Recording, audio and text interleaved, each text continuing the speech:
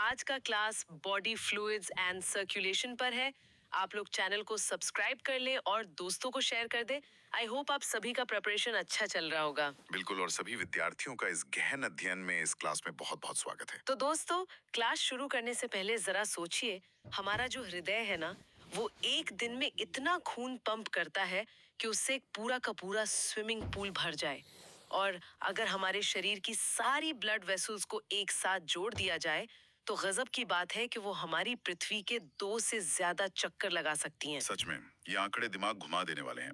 और आज का हमारा जो लक्ष्य है ना, वो केवल तथ्यों को रटना नहीं है, बल्कि ये समझना है कि हमारा शरीर अंदर से काम कैसे करता है। खून असल में क्या है, चोट लगने पर ये जम क्यों जाता है, और हमारा हृदय एक बिना रुके चलने वाले पंप की तरह कैसे काम करता है। बिल्कुल।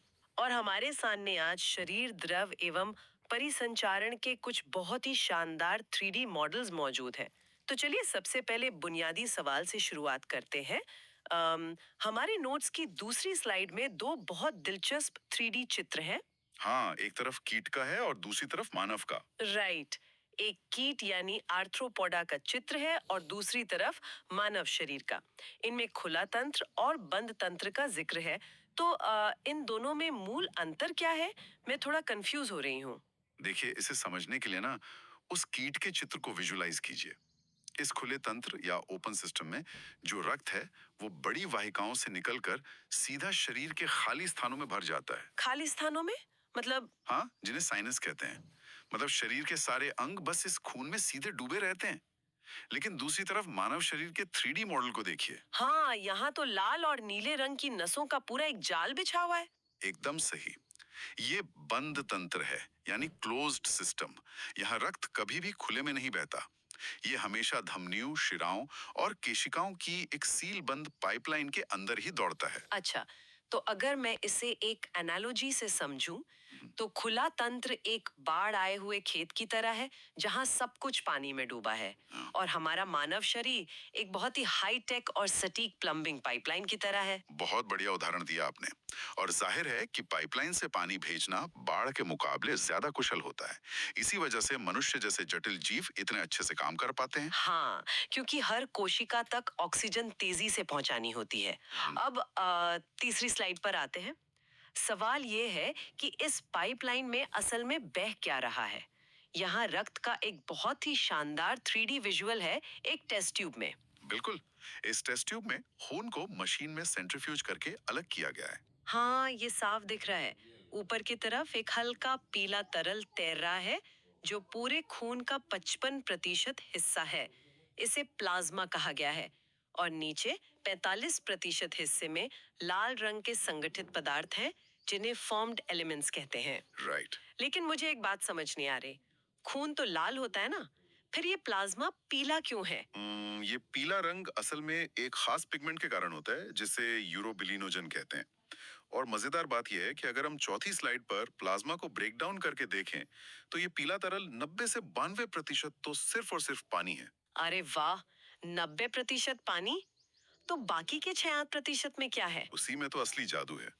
इसमें कई तरह के प्रोटीन भरे पड़े हैं। मुख्य रूप से एल्ब्यूमिन, ग्लोब्यूलिन और फाइब्रिनोजन। अच्छा, इन प्रोटीन्स का काम क्या है? एग्जाम के नजरिए से ये पक्का जरूरी होगा। बहुत जरूरी है। देखिए, एल्ब्यूमिन शरीर में पानी का संतुलन बनाए रखता है ताकि नसों से पानी रिस न जाए। ग्लोब्यूलिन हमारे शरीर के एंटीबॉडीज बनाता है जो बीमारियों से लड़ते हैं। और तीसरा है फाइब्रिनोजन। फाइब्रिनोजन, ये तो वही है ना जो रक्त का थक्का जमाता है? एकदम सही पकड़ा आपने। ये क्लॉटिंग के काम आता है। तो अगर मैं एक सवाल पूछूं, अगर फाइब्रिनोजन थक्का जमाता है और हम इसे प्लाज्मा से निकाल दें, तो जो बचेगा उसे क्या कहेंगे? ये परीक्षाओं में बार बार पूछा जाने वाला बिंदु है। विद्यार्थियों, इसे ध्यान से सुनिए। प्लाज्मा में से क्लॉटिंग फैक्टर हटा दे तो जो बचता है उसे सीरम कहते हैं। सीरम, याद रहेगा। तो ये तो बात हुई प्लाज्मा रूपी नदी की। अब 5वीं स्लाइड पर आते हैं। इस नदी में तैर क्या रहा है? यहाँ लाल रुधिराणु यानी आरबीसी और पट्टिकाणु यानी प्लेटलेट्स का गजब का 3D व्यू है। बिल्कुल, आरबीसी तो एकदम एक लाल रंग की डोनट या बीच से दबी हुई गोली जैसी दिख रही है। हाँ, इसे विज्ञान में द्विअवतल या बाई कॉनकेव आकार कहते हैं। और इनका जीवन काल सिर्फ 120 दिन का होता है। 120 दिन? लेकिन मुझे जो चीज सबसे ज्यादा हैरान कर रही है वो ये है कि हमारे आरबीसी में केंद्रक यानी न्यूक्लियस ही नहीं होता। हाँ, स्तनधारियों के आरबीसी में न्यूक्लियस नहीं होता। मतलब ये कितनी गजब की इंजीनियरिंग है। अगर आरबीसी एक ट्रांसपोर्ट गाड़ी है तो इवोल्यूशन ने उसका इंजन ही निकाल दिया है ताकि ऑक्सीजन भरने के लिए ज्यादा कार्गो स्पेस मिल सके। क्या बात है, बहुत सही एनालॉजी है। और 120 दिन बाद जब ये पुरानी हो जाती हैं, तो ये प्लीहा यानी स्प्लीन में जाकर नष्ट हो जाती हैं। इसलिए प्लीहा को आरबीसी का कब्रिस्तान कहते हैं। कब्रिस्तान और शायद ब्लड बैंक भी। बिल्कुल, क्योंकि ये आपातकाल के लिए रक्त को स्टोर भी करता है। वहीं दूसरी तरफ हमारे पास प्लेटलेट्स हैं, जो चोट लगने पर मरम्मत का काम करते हैं। राइट। लेकिन छठी स्लाइड में जो श्वेत रक्त कणिकाएं यानी डब्ल्यूबीसीज हैं, वो क्या करती हैं? क्या वो भी मरम्मत करती हैं? और बीमारियों से लड़ती हैं। इन्हें दो भागों में बांटा गया है, कणिकामय और अकणिकामय। कणिकामय मतलब ग्रैन्युलोसाइट्स। तो क्या ये सेना की अलग-अलग बटालियनों की तरह है? बिल्कुल वैसे ही। कणिकामय बटालियन में सबसे ज्यादा न्यूट्रोफिल्स होते हैं, करीब 60 से 65%। इनका काम है सीधा भक्षण करना। भक्षण मतलब सीधा दुश्मनों को खा जाना। हाँ, ये बैक्टीरिया को निगलकर खत्म कर देते हैं। इसके बाद इओसिनोफिल्स हैं जो एलर्जी से बचाते हैं। और बेसोफिल्स हमारे शरीर का अलार्म सिस्टम है। अलार्म सिस्टम कैसे? वो हिस्टामिन निकालते हैं, जिससे सूजन आती है ताकि बाकी इम्यून सिस्टम को पता चले कि कहीं गड़बड़ है। और दूसरी तरफ अल्कणिकामय बटालियन में लिम्फोसाइट्स होते हैं। जो इम्यूनिटी या एंटीबॉडीज बनाते हैं, है ना? एकदम सही। ये सेना का इंटेलिजेंस विभाग है। बहुत बढ़िया। तो सेना और पाइपलाइन तो सेट हो गई। अब 7वीं स्लाइड पर चलते हैं। जब इस पाइपलाइन में कट लग जाता है तो शरीर खुद को कैसे रोकता है? यहाँ रक्त स्कंदन का कैस्केड तंत्र नाम से एक भारी भरकम फ्लो चार्ट है। ये कैस्केड क्या होता है? कैस्केड मतलब एक के बाद एक चेन रिएक्शन। शरीर सीधे थक्का नहीं जमा सकता, वरना खून नसों के अंदर ही जम जाएगा और हार्ट अटैक आ सकता है। ओह, तो ये एक इनबिल्ट सेफ्टी लॉक है। बिल्कुल। जैसे ही ऊतक डैमेज होता है, प्लेटलेट्स थ्रोम्बोप्लास्टिन निकालते हैं। यहाँ कैल्शियम आयन का रोल बहुत बड़ा है। कैल्शियम की मदद से निष्क्रिय प्रोथ्रोम्बिन सक्रिय थ्रोम्बिन में बदल जाता है। और फिर ये थ्रोम्बिन उस फाइब्रिनोजन पर हमला करता है, जिससे फाइब्रिनोजन एक अघोलनशील जाली यानी फाइब्रिन में बदल जाता है। हाँ, और इसी जाली में मृत कोशिकाएं फंसकर थक्का या क्लॉट बना लेती हैं। ये तो एकदम किसी रिपेयर किट की तरह काम करता है। लेकिन 8वीं स्लाइड में ब्लड ग्रुप्स का जिक्र है।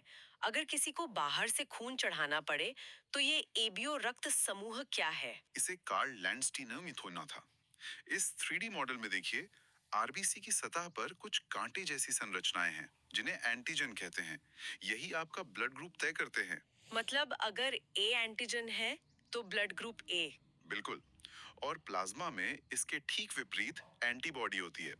इसीलिए ओ ब्लड ग्रुप वाले सार्वभौमिक दाता या यूनिवर्सल डोनर होते हैं, क्योंकि उन पर कोई एंटीजन नहीं होता। और एबी वाले यूनिवर्सल रेसिपिएंट होते हैं क्योंकि उनमें कोई एंटीबॉडी नहीं होती। एकदम सही। कोई भी खून ले सकते हैं वो। लेकिन ये पॉजिटिव और नेगेटिव का क्या खेल है? 9वीं स्लाइड में आरएच कारक लिखा है। ये आरएच कारक रीसस बंदर से खोजा गया था। जिन लोगों में ये एंटीजन होता है वो पॉजिटिव कहलाते हैं, और जिनमें नहीं होता वो नेगेटिव। अच्छा, तो इसी से जुड़ी एक बीमारी यहाँ दी गई है, एरिथ्रोब्लास्टोसिस फीटालिस। ये नाम तो बहुत खतरनाक लग रहा है। ये स्थिति भी खतरनाक है। ये तब होता है जब माँ का ब्लड आरएच नेगेटिव हो और गर्भ में पल रहे शिशु का आरएच पॉजिटिव। तो क्या माँ का शरीर बच्चे के खून को दुश्मन मान लेता है? पहली डिलीवरी में तो दिक्कत नहीं होती, लेकिन जन्म के वक्त थोड़ा सा खून मिल जाता है। तब माँ का शरीर एंटी आरएच एंटीबॉडी बना लेता है। अब अगर दूसरा बच्चा भी पॉजिटिव हुआ, तो ये एंटीबॉडीज बच्चे की आरबीसी को नष्ट करने लगती हैं। हे भगवान, जन्म देने वाली माँ का शरीर ही बच्चे के लिए खतरा बन जाता है। ये तो बहुत डरावना है। हाँ, लेकिन विज्ञान ने इसका इलाज खोज लिया है। पहली डिलीवरी के तुरंत बाद माँ को एंटी आरएच यानी रोगैम का इंजेक्शन दे दिया जाता है, और समस्या वहीं खत्म हो जाती है। सच में विज्ञान का चमत्कार है। अब 10वीं स्लाइड की ओर बढ़ते हैं। रक्त तो बंद नसों में बहता है, तो कोशिकाओं को पोषक तत्व सीधे कैसे मिलते हैं? यहाँ लसिका यानी लिम्फ लिखा है। लिम्फ हमारा बिचौलिया है। देखिए, जब खून बहुत पतली केशिकाओं से गुजरता है, तो दबाव के कारण पानी और छोटे अणु छनकर बाहर आ जाते हैं। कोशिकाओं के बीच जमा इसी द्रव को लसिका कहते हैं। मैं इसे ऐसे समझ रही हूँ कि रक्त एक बड़ा हाईवे ट्रक है जो मेन रोड पर ही सामान उतारता है, और लसिका वो लोकल डिलीवरी बॉय है जो गलियों में घर घर जाके सामान देता है। बहुत ही शानदार एनालॉजी। और हाँ, ये रंगहीन होता है क्योंकि इसमें आरबीसी नहीं आ पाते। एक और बात सब लोग नोट कर लें, आंतों में जो लसिका वाहिनियां होती हैं उन्हें लैक्टियल कहते हैं, जो वसा सूखने का काम करती हैं। लैक्टियल, ठीक है। अब 11वीं स्लाइड, मास्टर पंप। मानव हृदय का 3D ब्लूप्रिंट धड़क रहा है स्क्रीन पर। ये इंजन काम कैसे करता है? ये हमारा हृदय मेसोडर्म परत से बनता है और इसमें 4 कक्ष होते हैं, ऊपर 2 आलिंद और नीचे 2 निलय। और इनके बीच जो वॉल्व है, जैसे ट्राइकस्पेड और बाइकस्पेड, वो वन वे डोर की तरह है ना? बिल्कुल, ताकि खून उल्टी दिशा में ना बहे। लेकिन मुझे सबसे ज्यादा अचंभा यहाँ मायोजेनिक नियंत्रण पढ़कर हो रहा है। क्या हमारा दिल अपनी बिजली खुद बनाता है? 100%। दाएं आलिंद में एक पेसमेकर होता है जिसे SAN कहते हैं। ये 1 मिनट में 70 से 75 बार खुद करंट भेजता है। मस्तिष्क की जरूरत नहीं है इसे धड़कने के लिए। अरे वाह! और 12वीं स्लाइड में हृदय चक्र है जो सिर्फ 0.8 सेकंड का होता है। सिर्फ 0.8 सेकंड। हाँ, 0.1 सेकंड में आलिंद सिकुड़ते हैं, फिर 0.3 सेकंड में निलय पूरी ताकत से सिकुड़ते हैं। इसी समय वॉल्व्स जोर से बंद होते हैं, जिससे वो लूप ध्वनि आती है, जो डॉक्टर स्टेथोस्कोप में सुनते हैं। डायस्टोल कहते हैं। यहाँ एक क्रूशल मैथ बॉक्स है। निलय सिकुड़ते वक्त 70 मिलीलीटर खून पंप करता है, जिसे स्ट्रोक आयतन कहते हैं।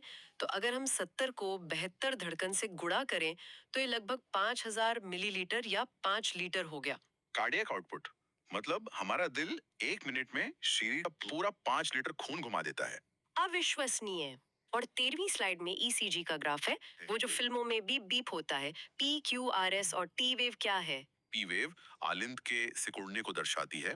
जो सबसे ऊंची चोटी है, QRS कॉम्प्लेक्स, वो निलय का सिकुड़ना है। डॉक्टर इसी को गिनकर हार्ट रेट मापते हैं। और टी वेव का मतलब है हृदय वापस आराम की अवस्था में आ रहा है। बहुत बढ़िया। अब 14वीं स्लाइड पर संपूर्ण सर्किट है। दोहरा परिसंचरण। ये अंग्रेजी के 8 नंबर का लूप क्यों बना रहा है? क्योंकि खून को एक चक्कर पूरा करने के लिए हृदय से 2 बार गुजरना पड़ता है। एक फुफ्फुसीय परिसंचरण जो फेफड़ों तक जाता है। ऑक्सीजन लेने के लिए। बिल्कुल। और दूसरा दैहिक परिसंचरण, जो हृदय से पूरे शरीर में ऑक्सीजन वाला खून भेजता है। इससे ऑक्सीजन और बिना ऑक्सीजन वाला खून कभी आपस में नहीं मिलते। एक हेपेटिक पोर्टल तंत्र भी लिखा है यहाँ। हाँ, आंतों से जो खून निकलता है वो सीधे हृदय में जाने के बजाय पहले यकृत यानी लिवर में जाता है। लिवर एक सिक्योरिटी चेक पॉइंट है जो टॉक्सिन्स को साफ करता है। ये तो पूरा इनबिल्ट फिल्टर है। लेकिन अब आखिरी स्लाइड 15 पर आते हैं। इतनी शानदार मशीनरी में खराबी कैसे आती है? सबसे पहले उच्च रक्तचाप लिखा है। जी, सामान्य ब्लड प्रेशर 120/80 होता है। अगर ये 140/90 से ऊपर रहने लगे तो इसे उच्च रक्तचाप कहते हैं, जो नसों को डैमेज कर सकता है। और ये कोरोनरी धमनी रोग या CAD क्या है? विजुअल में नस के अंदर कुछ पीला पीला जमा हुआ है। वो पीला पदार्थ कोलेस्ट्रॉल और फैट का जमाव है। इससे पाइप संकरा हो जाता है और हृदय को खुद ऑक्सीजन नहीं मिल पाती। तो क्या इसी वजह से एंजाइना पेक्टोरिस होता है, जिसमें सीने में दर्द होता है? एकदम सही। वो दर्द एक अलार्म है कि पंप को ऑक्सीजन नहीं मिल रही। और आखिर में है हार्ट फेलियर। हार्ट फेलियर और हार्ट अटैक एक ही बात है क्या? नहीं नहीं, यही बहुत बड़ा कंफ्यूजन है। हार्ट फेलियर का मतलब दिल का रुकना नहीं है। इसका मतलब है कि हृदय कमजोर हो गया है और शरीर की जरूरत के हिसाब से कुशल पंपिंग नहीं कर पा रहा है। इसका लक्षण फेफड़ों में जमाव होता है। तो दोस्तों, आज हमने खून की एक बूंद से लेकर हृदय के इस पूरे सर्किट को डिकोड कर लिया है। सब कुछ कितनी सटीकता से जुड़ा हुआ है। बिल्कुल, ये सिर्फ एक पंप नहीं, हमारे हर सेल को जिंदा रखने वाला महामार्ग है। और आज की क्लास खत्म करने से पहले मैं चाहती हूँ कि सब लोग एक बात पर गौर करें। जरा सोचिए, जो कार्डियक चक्र केवल 0.8 सेकंड में पूरा हो जाता है, वो हमारे जन्म से लेकर जीवन के अंतिम पल तक बिना रुके चलता रहता है। हमारी जीवन शैली, हमारा खान पान, इन सब का इस 0.8 सेकंड के छोटे से चक्र पर कितना गहरा असर पड़ता है, ये सोचने वाली बात है। आशा है कि बॉडी फ्लूइड्स का ये चैप्टर अब आपके लिए बिल्कुल क्लियर हो गया होगा। याद रखिए, मेहनत और कंसिस्टेंसी ही सफलता की कुंजी है। अपनी तैयारी जारी रखिए। Best wishes for your future. जय हिंद।